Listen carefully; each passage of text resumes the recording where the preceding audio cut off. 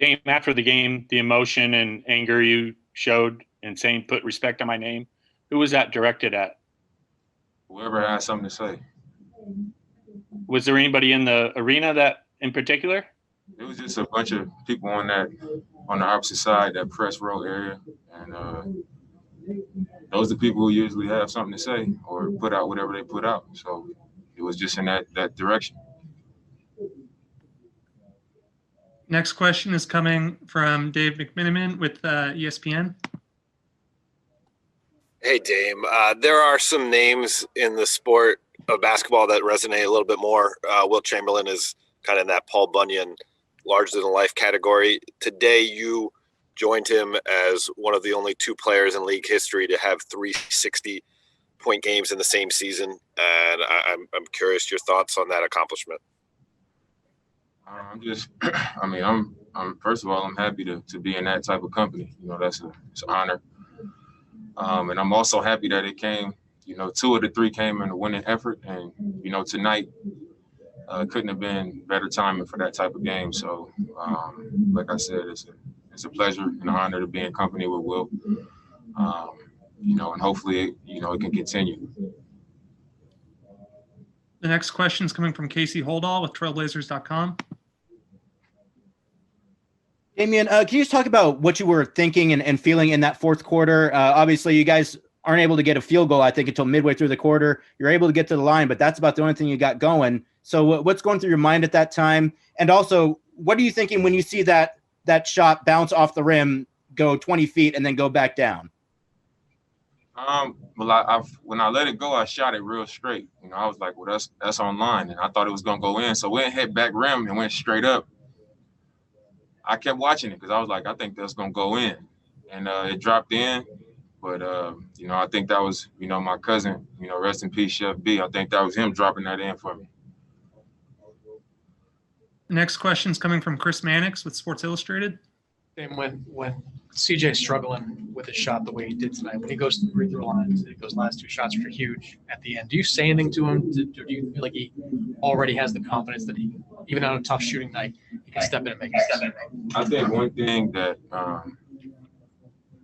is a part of our relationship and something that makes us have so much belief in each other is he knows that I have unwavering confidence, and I know the same thing about him. I know his heart, I know his toughness, I know who he is as a man. So in that situation, I was like, this is my opportunity to make up for the free throws last time, so I'm gonna try to break to the ball. But I saw how they set up their defense, and they was gonna try to deny me. And I went up to him before the referee handed the ball over, and I said, if I can't get the ball, you have to get the ball. And he did that, and he made the free throws. I don't expect anything different from him. He's a little bit banged up. He's making no excuses. We're looking for no way out. He's, thugging it out for the team and being out there for us. And fortunate for us, him doing that, he was out there for those last free throws and came through for us. The next question is coming from Aaron Fentress with the Oregonian. Hey, Damian, Earl Watson was on Twitter today talking, telling people basically to not mess with you or you're going to destroy. And he mentioned how a few years ago you contacted him because you were asking him what to do because you maybe received an offer from another team to go try and maybe have a better chance to win a championship, but you demonstrated your loyalty to Portland. Can you talk a little bit about that loyalty to Portland, about maybe that moment when you were offered from another team to maybe go somewhere else, and what Watson's words mean to you? I wouldn't even say it was like somebody was offering me to go to another team. It was just constantly being mentioned to me about, you should do this or you should go here. And I was just like, that's not what I wish to do. Where I was drafted, I live there comfortably. My family is comfortable there. It's a great organization. You don't always know what type of organization you might be walking into or what type of situation. If it doesn't work out, you end up getting traded again or whatever. The grass ain't always greener. And for me, I feel like we can build something and get it done in Portland. And I really believe that, I don't just say it to say it. So the fact that I really believe it, me and him talked, and I was just like, this is what I really believe, and this is really what I want to accomplish. And I'm willing to all out commit to that. And because I'm that committed to it, if it doesn't happen, I can live with that, knowing that, this is the way I wanted to do it. And I don't live my life or play the game to the standards or the expectations of other people. You know, I do it for the reasons that I love, which is to compete, for the brotherhood, the connection to my teammates and coaches and performance staff, the fans, and, you know, for us to be able to share something when I look back and say we had something special and be proud of it.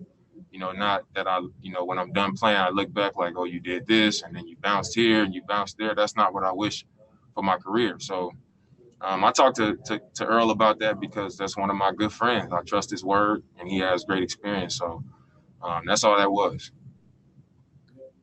Next question is coming from Joe Varden with The Athletic.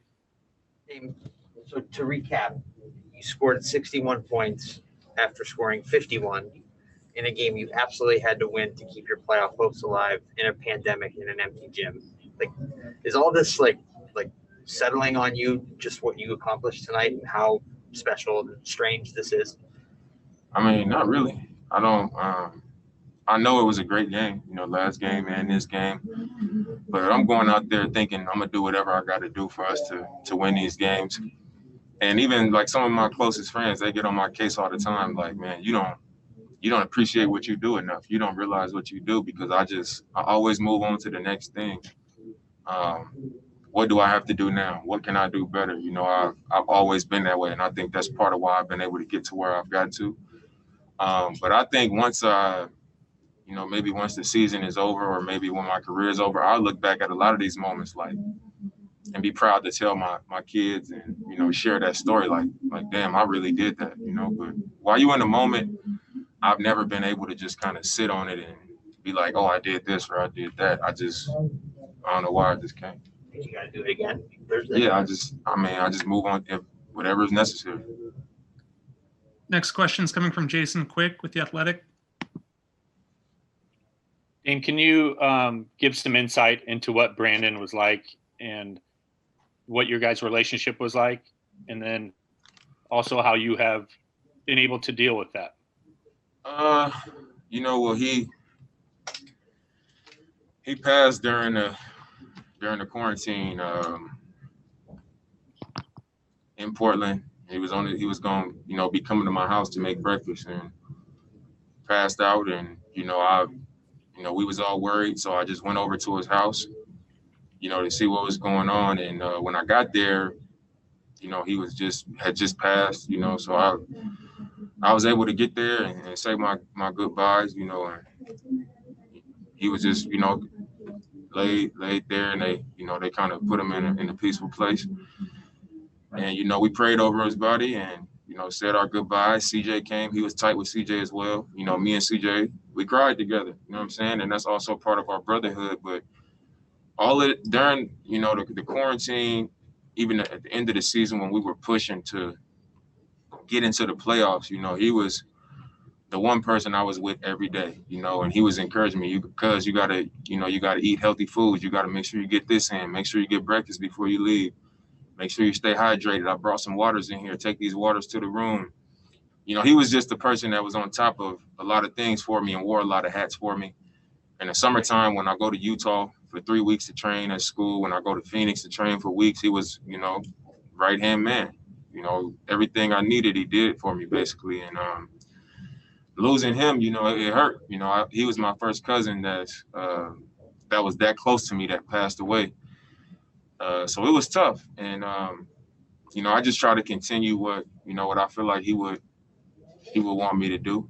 And, I just been dealing with it that way, just trying to continue on the path that I know he was proud of.